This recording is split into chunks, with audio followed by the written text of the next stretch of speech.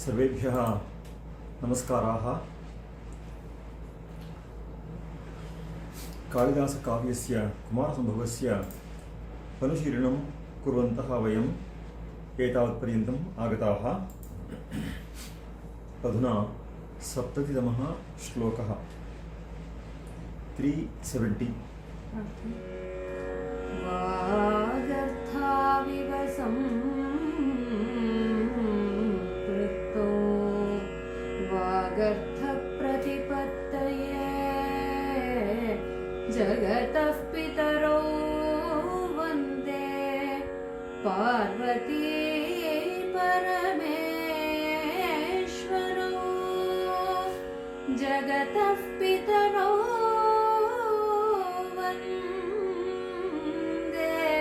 पार्वती परमेश्वरो वन्दे Parvati परमेश्वरो।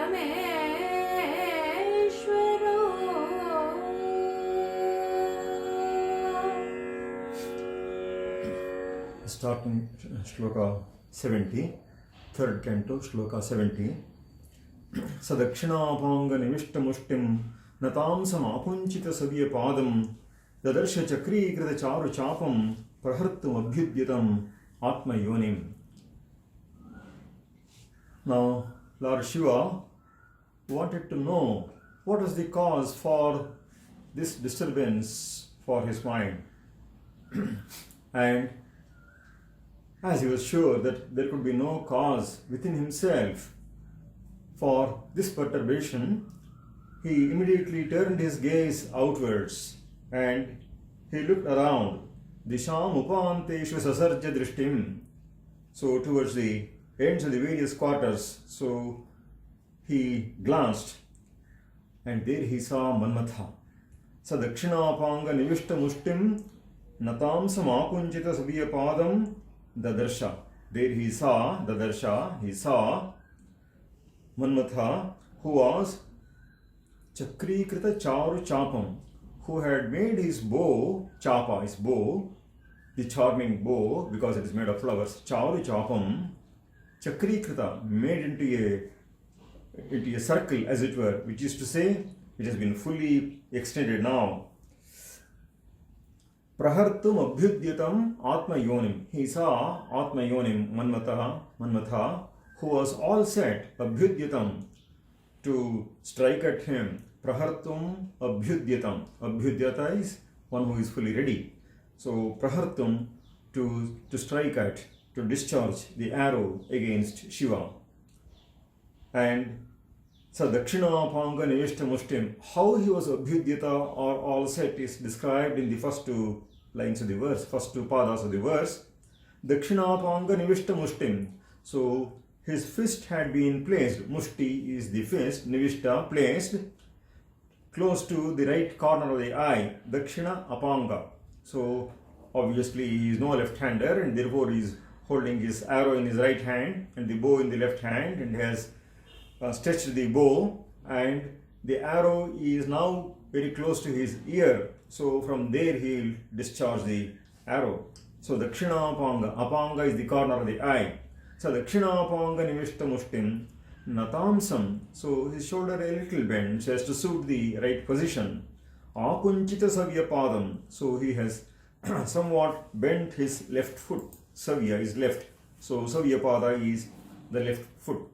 So this is called the Alidha posture in Dhanurveda. So in Dhanurvidya this is called the Alidha posture when a person is to be in this position, all set to strike. So there are 5 types, they say. Sthanani dhanvinam panchatatra vaishakham astriyam vitastyantara gau padau mandalam toranakriti samanosyat samapadam alidham padam agrataha dakshinevam makuncha pratyalidham vipariyah. So alidha, pratyalidha and so on are all various postures for shooting the arrow. And then what happened? We pass to the next verse. The next two verses are a little more important and we will give some importance to those two verses. We shall spend a little more time on those two verses. Tapah paramarsh vivruddhamanyor bhrubhanga dushprekshi mukhasya tasya sphuran udarchi sahasa tritiya dakshnah krishanuh kila nishpapata. Kalidasa has chosen the very words that can reflect the mood of the situation so very well. So then the anger of Shiva was intensified. Manyu is anger. Vivruddha Manyu, whose anger was enhanced. So it was roused on account of tapah paramarsha. Paramarsha is disturbance. So tapah paramarsha is the disturbance of the penance. So on account of the disturbance rendered to his austerities, the anger of Lord Shiva knew no bounds. It was not just vriddha, grown, it was vivruddha, means well aroused. So bhrubhanga dushprekshya mukhasya tasya, and then his face, mukha, so tasya mukhasya, which was dushprekshya, means difficult to see, impossible to see. Nobody could see his face because it was frowning. Bhrubhanga means frowning. So on account of the knit eyebrows, bhrubhanga, it is impossible to see his face. So bhrubhanga dushprekshya mukhasya tasya sphuran udarche sahasa tritiya dakshnah krishanuh kila nishpapata. Krishanu means fire. Krishanuh nishpapata. Fire indeed emerged. So fire emanated indeed, kila means indeed, from his tritiya dakshnaha, from his third eye, all of a sudden, sahasa. And how was this fire? So sphuran, it was blazing, and udarchihi means its flames were upwards. So with upward flames, sphuran udarchihi. Archis is jwala or flame. Udarchihi is with its flames upwards. So sahasa means suddenly. So three things here describe the emanation of the fire there. One is sphuran, means it is blazing, and then udarchihi. So the flames are pointed upwards. So it's blazing and flashing. So that kind of fire now was directed towards Manmatha. So in this shloka, Kalidasa says, Krishanuhu nishpapata. So the fire emanated from his eyes. So the point is that the anger of Shiva was not regarding Manmatha as such, but on the other hand, it was because the tapas was disturbed. Tapah paramarsha is what became the cause of his immense anger.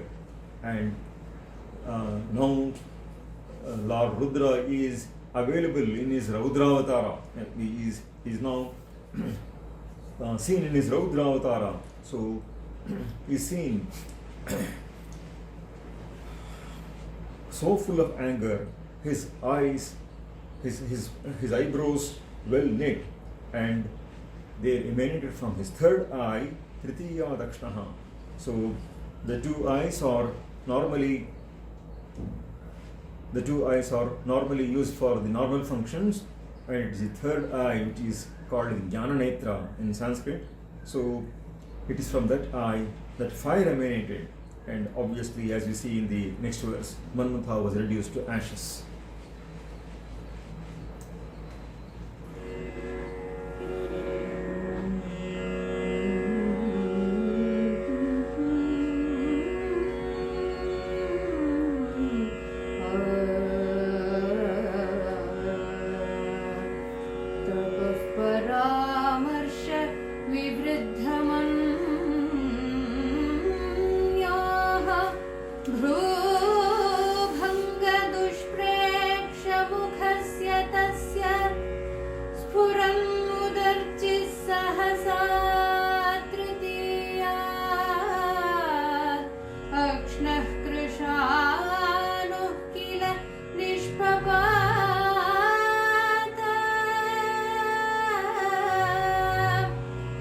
Tapah paramarshya vivriddhaman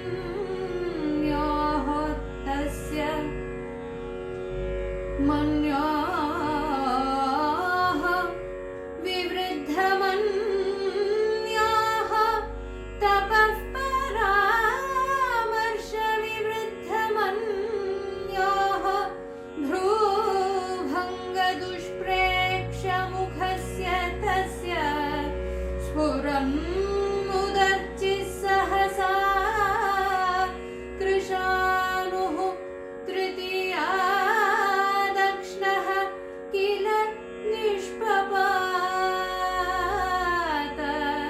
कृशानुः kill निष्पपात.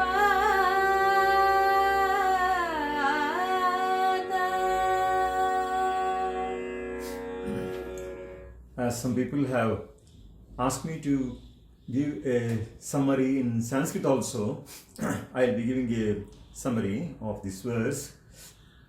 Yada madanaha swadhanushi samohanakhyasya banasya sandhanam akarot tada harasya dhairyam kinchidyo pariluptam sadharanena sarvada संयमशालिनी तस्य दृष्टिः पार्वत्याः सुन्दरं मुखमभिप्राचलत् असङ्कल्पिता आसीत् स्वस्य दृष्टेः प्रसरः किल स एव इन्द्रियक्षोभः तस्य च इन्द्रियविकारस्य हेतुः स्वान्तः न भवति इति कारणात् बहिरेव तत् कारणम् अन्विष्यति शिवः दृष्टिं बहिः क्षिपन्नसौ मन्मथम् अवलोकयामास स च मन्मथः शिवम् बाणप्रहरणे सर्वसन्नद्धः आसीत् स्वस्य तपसः परामर्शः किल मारेण अभिलक्षितं तपोभावे एव स्थितं पशुमतिं लक्ष्यीकृत्य तद्विरुद्धं प्रयत्नं चक्रे अयं दर्पवान् कन्दर्पः इति भर्गस्य क्रोधः प्रवृद्धः रुद्रस्य रौद्रावतारं को हि नाम द्रष्टुम् ईष्टे कोपाक्रान्तस्य शूलिनो मुखे भ्रुवु भुग्ने दुर्दर्शं सञ्जातं मुखं शिवस्य अधुना रुद्रस्य कल्याणकर्ता शिव इत्युच्यते संहारकर्ता च रुद्रः इति कथ्यते तस्य च मुखे त्रीणि किल भवन्ति अक्षिणी तत्र तृतीयात् तस्य नेत्रात् अग्निर्जजृम्भे ऊर्ध्वमुख्यः तस्य ज्वलनस्य ज्वालाः तादृशो अग्निः लोचनात् तृतीयात् निश्चक्राम इदमग्निर्निष्क्रमणमपि न सङ्कल्पितपूर्वं तच्च सहसा झटिति सञ्जातं रिफ्लेक्स् आक्षन् इतिवत् झटित्येव पुस्फोर अयमग्निः अस्मिन् श्लोके हरस्य कोपस्य कारणं किं भवति इति स्पष्टं निर्दिष्टं तपः नाम अत्यन्तं पवित्रं यस्य ज्ञानमयं तपः इति किल श्रुत्या प्रोच्यते न हि ज्ञानेन सदृशं पवित्रमिह विद्यते इति प्राह गीताचार्यो भगवान् पवित्रं दूषयन् नितराम् अपराधः मन्मथः अत एव ज्ञानाग्निरेषः उद्वत्तं कामम् अभिप्रवृत्तः श्रूयते हि तपोभावे निमग्नस्य विषये अपराधः श्रीमद्भागवतेऽपि परीक्षिन् महाराजस्य विषयेऽपि. We'll pass on to the next verse. This is one of the most important verses in Kalidasa's Kumarasambhavam. Incidentally, we can draw a comparison to one verse which deals with a similar theme in another text called Anargha Raghava, a play written by Murari.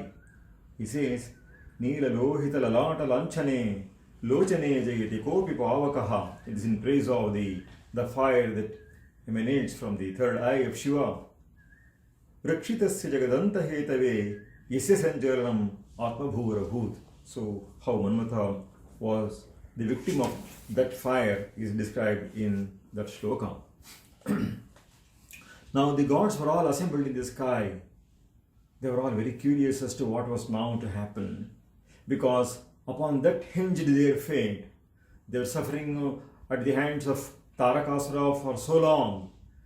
It looked so interminable for them, the torment and torture that Taraka meted out to them.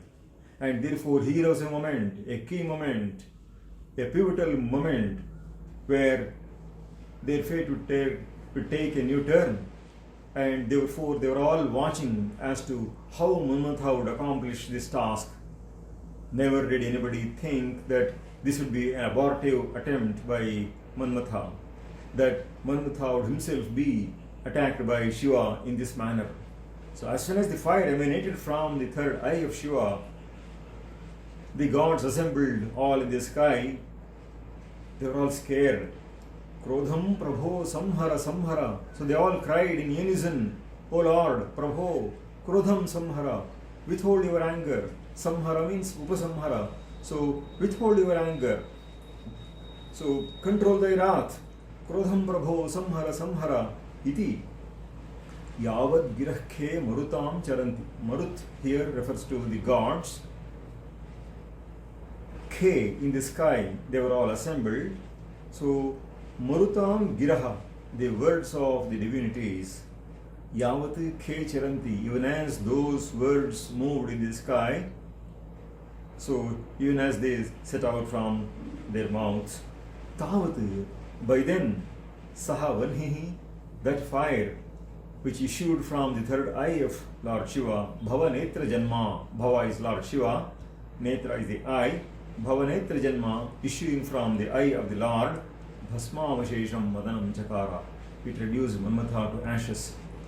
So the gods were all eagerly watching how Manmatha would fare and how Lord Shiva's mind would be turned towards Parvati, because Manmatha had chosen an exact moment for victimizing Lord Shiva with his arrows, and this was indeed a crucial moment in the life of gods, because if Shiva would set his mind upon Parvati and if their marriage was to come about thereafter, then the issue born out of the couple would put an end to the torture and torment of this Tarakasura. And therefore, even as the gods assembled, the sky were all praying and crying. So, O Lord, withhold your anger. So, which was to say, this is not to attack you or disturb you that Manmatha intended. It is for the good of the gods that he has tried to do this. In fact, it was not just the good of the divinities, it was the good of the entire world.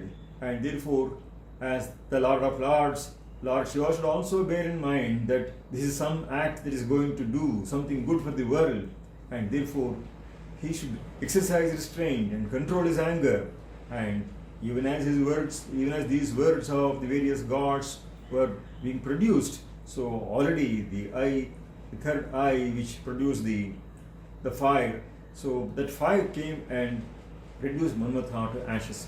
Now, while teaching this, I jocularly commented once, after all, light is faster than sound.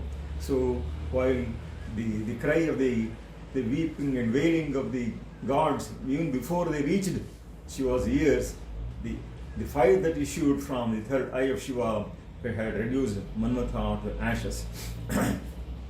So as we see, that was because of the disturbance of tapas that Shiva grew angry. Now it is said that even though Manmatha is himself a divinity, the act that he undertook was something that would go against dharma, and therefore even the gods can sometimes err. It is also a statement of Shakespeare, there is no evil angel but love. So he equates love to an evil angel. We all hear that love is blind, and we also hear that anger is momentary madness. But in the case of Shiva, this was not any kind of madness. It was his sheer wrath and indignation against some adharmic act. And the adharmic act was of no mean order. It was an extraordinarily adharmic act. And therefore, the eye of Shiva issued this fire which reduced Manmatha to ashes. So the anguish of the various gods is indicated by the repetition of the word Samhara, Samhara. O Lord, withdraw, withdraw, withhold your anger, withhold. So Samhara is to take back or control, regulate. So to hold it back. So withdraw, withdraw your anger was the cry of the various gods. There is a saying in Sanskrit that in certain occasions repetition would not be a fault. Otherwise, it would be a fault to repeat the same thing again and again. It's only in the case of a teacher that repetition is welcome or tolerable.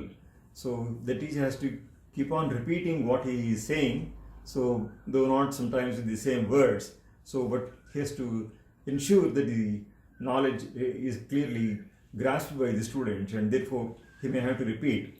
So there is a saying in English, to repeat and revise and revise and repeat is the creed of a good teacher. So here samhara shows the anguish and anxiety of the various divinities. So there is a saying, on these occasions repetition is welcome, says the shloka.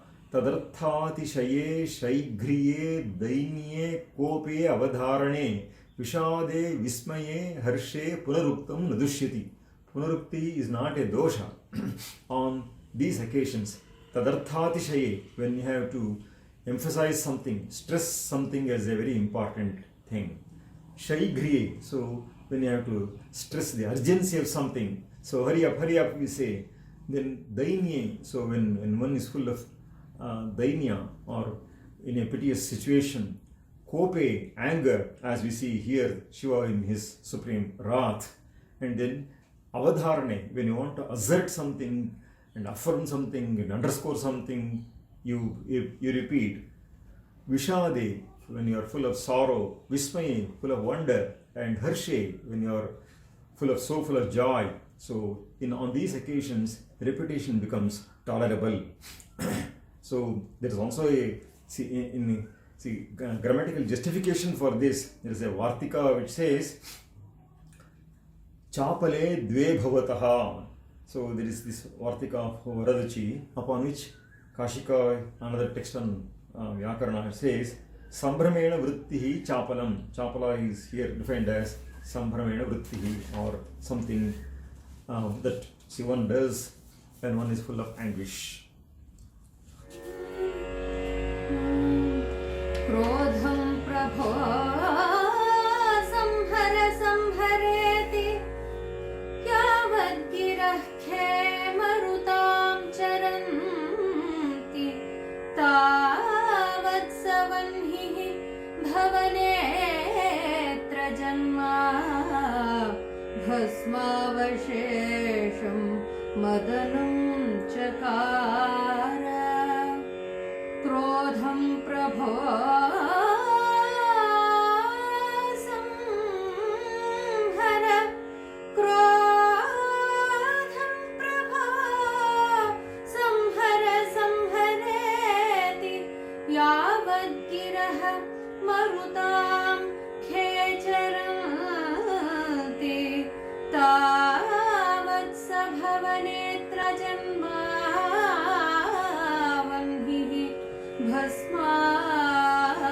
भस्मावशेषं मदनं चकार मदनं भस्मावशेषं मदनं चकार. A brief summary now in Sanskrit. सर्वे देवाः समुपस्थिताः आसन् नभसि सर्वेपि कुतुकिनः सर्वेषां यातनानाम् अन्तः मन्मथेन किल साधनीयः आसीत् मदनप्रहितेन बाणेन शिवस्य चेन्मनः पार्वत्यां लग्नं तर्हि देवहितं साधितं स्यात् नो चेत् धता स्मः इति हि चिन्तयन्ति स्म देवाः चिराय तारकासुरेण विधीयमानाः पीडाः पुनरपि बहुकालम् अनुभूयेरन् सर्वैः इति महता आतङ्केन शङ्कया भीत्या च आकुलान्यासन् सुमनसां मनांसि परन्तु लोचनात् तृतीया रुद्रस्य ऊर्ध्वार्चिष्को अग्निः निरगच्छत् ज्वलन्नग्निः कं न निर्दहेत् उदितमया भिया आकुलाः देवताः सकलाः देवदेव प्रभो उपसंहर कोपं ते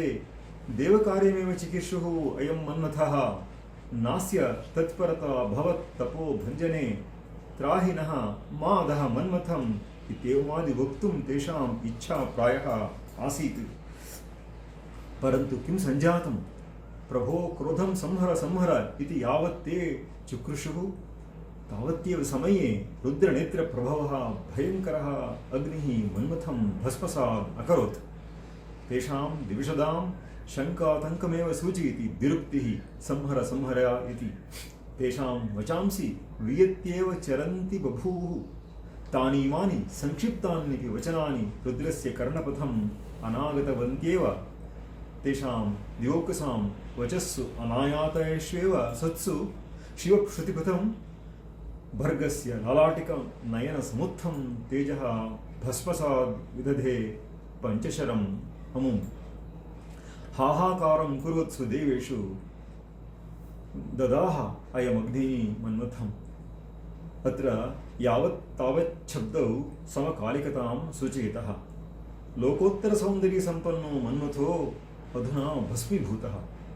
पुरा किं चिन्तयति स्म सः। इन्द्रस्य पुरतः कीदृशं विकत्थनं। शिवचित्तमपि कुर्यां हरस्यापि पिनाकपाणेः धैर्यच्युतिम् इति प्रतिज्ञां विहितवतो वदनस्य मदपूर्णस्य भस्ममात्रम् अवशिष्टम् अधुना। पूर्वमेव निरूपितं खलु कविना पतङ्गवद् वह्निमुखं विविक्षुः इति मन्मथस्य वर्णनावसरे। स्वबल हरबलयोः भेदम् अनाकलयन् मार एव मारितो महेश्वरेण। तपो विषये कविना कालिदासेन अन्यत्र प्रोक्तं गूढं हि दाहात्मकमस्ति तेजः इति। शाकुन्तले इदं वाक्यम् आगच्छति। In the shloka we have the expression yavat and tavat.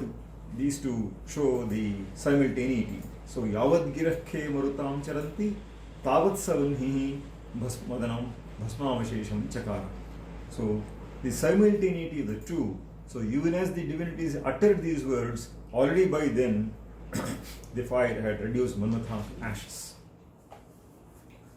In the next shloka, the impact of this upon Rati is described, and in the verse to follow, the impact on Lord Shiva himself as a consequence of this incident is shown, and in the last verse, so in the last two verses, the fate of Parvati is shown there. तीव्राभिषङ्ग प्रभवेण वृत्तिं मोहेन संस्तम्भयता इन्द्रियाणाम् अज्ञातभर्तृव्यसना मुहूर्तं कृतोपकारेव रतिर्बभूव. He says, Kalidasa says that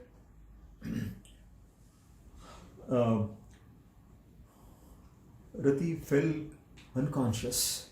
So the moment she saw fire issuing from the third eye of Shiva, she could somewhat imagine the consequences, and she could not bear to see that, and she immediately fell into a swoon. So Tivrabhishanga Prabhavena and Vrittim Samstambhayata Indriyanam Mohena. The state of unconsciousness, moha, is a state of swoon or unconsciousness, so which is described by two adjectives here. Tivrabhishanga Prabhavena, so which issued Prabhavena from the extreme anguish, Tivra Abhishanga, of the great calamity. And Indriyanam Vrittim Samstambhayata. It is also something that stunned and stupefied her senses. So, Ajnata Bhartri Vyasana. So, she was actually not knowing what exactly happened to her husband. The calamity that befell her husband, Vyasana is the calamity. So, that fell upon her husband, Bhartri, was unknown to her, Ajnata. She had not yet seen what happened to Manmatha after the fire that issued from the third eye. So, for a moment, Kalidasa says, Muhurtam, for a moment, Ratihi Kritopakara iva babhuva. Rati was as if helped, actually. So, by this falling into a state of unconsciousness,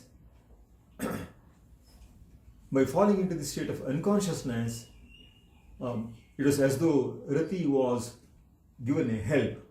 Now, which is to say that on account of the extreme sorrow So it's like the electrical system getting tripped when there is a very great change in the voltage. So even so, the human system switches off the consciousness when the sorrow or the calamity is unbearable. So even when the prospect of the great calamity is imminent, so it is as though our consciousness is switched off, and therefore Rati fell into a swoon. She fell unconscious because the calamity that she was facing was intense and immense, Tivra Abhishanga, and as a consequence of that, it had an effect upon all the sense organs. So no sense organ would function in that state of swoon. So Indriyanam Vrittim is the function. Vritti is the function. The function of the various sense organs, Indriyanam. So Samstambhayata, so that would stultify all the functions of the various sense organs. And therefore, Ajnata Bhartri Vyasana, she did not actually know what befell her husband.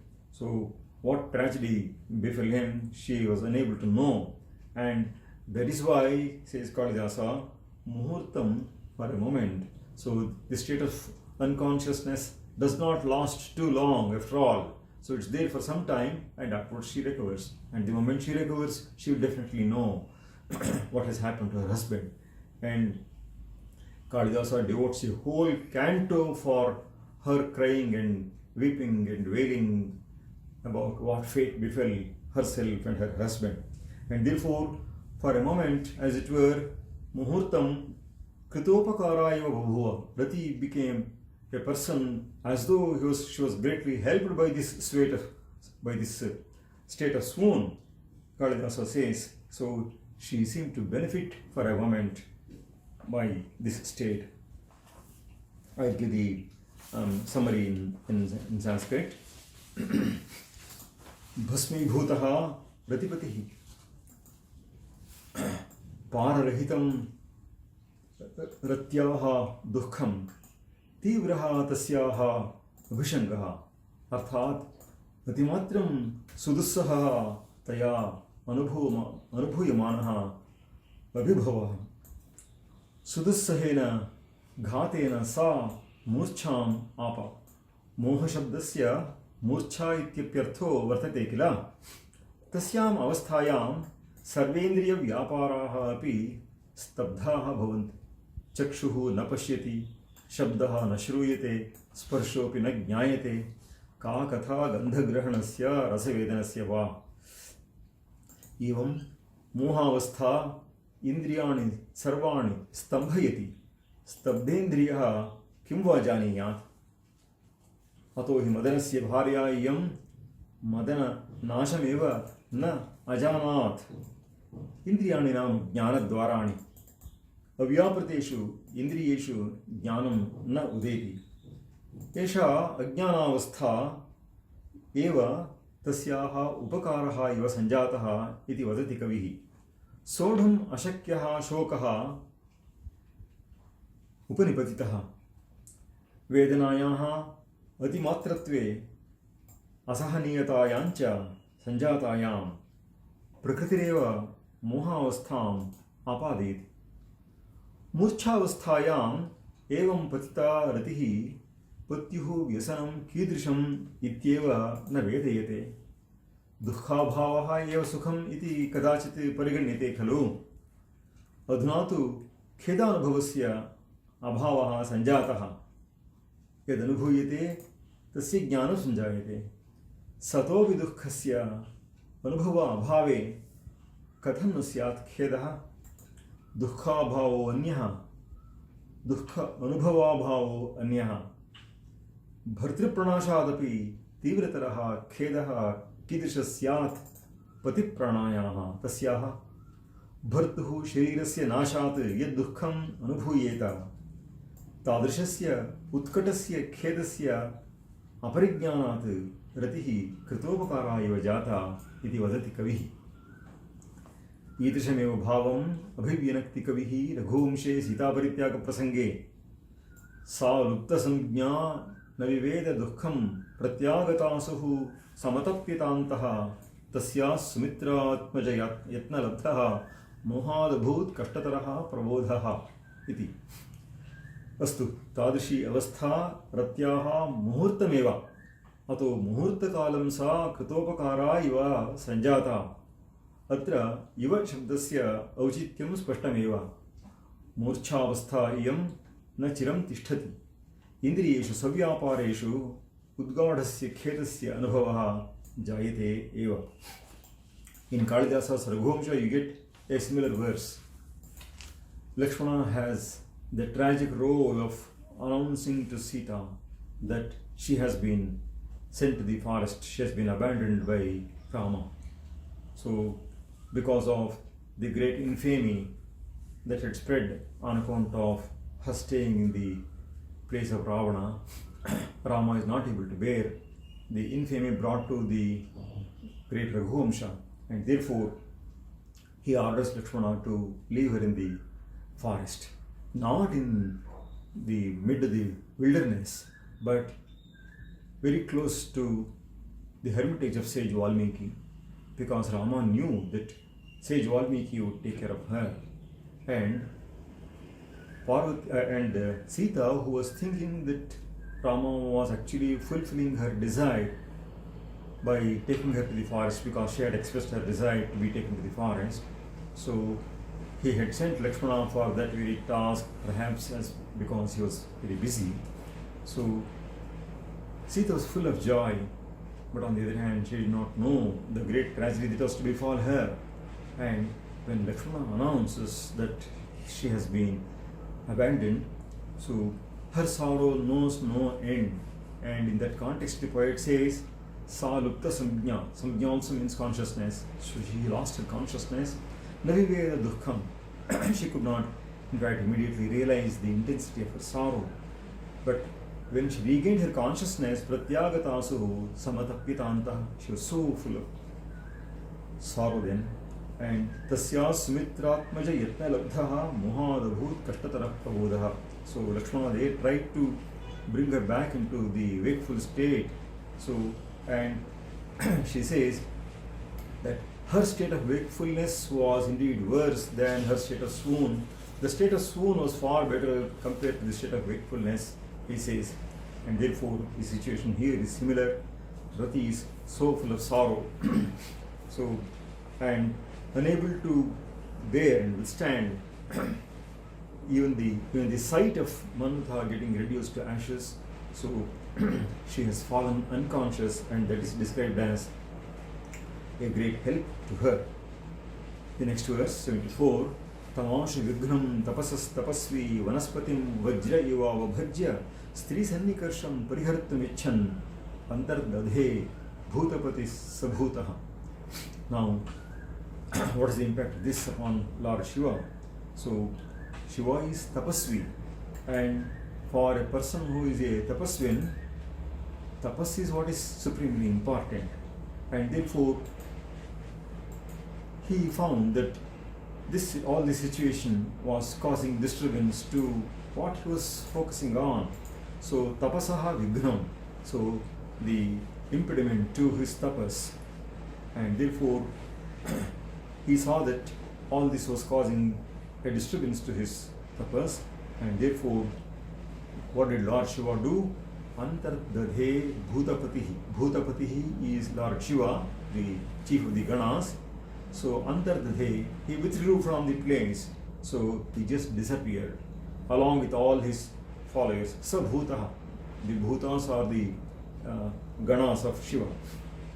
In the Amarakosha, the Ganas are listed. So there are various groups of gods: Vidyadharo, Apsaro, Yaksha, Raksho, Gandharva, Kinnaraha, Bhutomi, Devayoneha. So these are all called Devayonis, and therefore the Bhutas form the last in the list. And Bhutapatihi, Sabhutaha, along with the Bhutas, so along with all his followers and his troops. So Gana is troops. So along with them, Antardadhe, he just disappeared. And two things were done there. One is destroying Manmatha. And how did he destroy this Manmatha, who was the Vighna of his tapas? So tapasaha Vignam. So the impediment for his tapas. Who was that? It was Manmatha.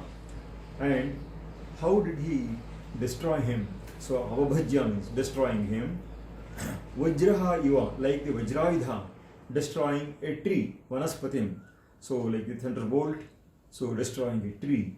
So it's an act that is done with utmost ease, and therefore with no great effort, Manmatha was reduced to ashes by Shiva. And then another important thing is that Shiva thought that the very presence of women so is some kind of distraction, and therefore any proximity to women, Stri Sannikarsha is being close to them. So proximity to women itself he wanted to avoid. Parhirtum, in order to avoid that, Ichan, so desiring, Antardadhe Bhutapatihi Sabhutaha. So Lord Shiva just disappeared from the scene.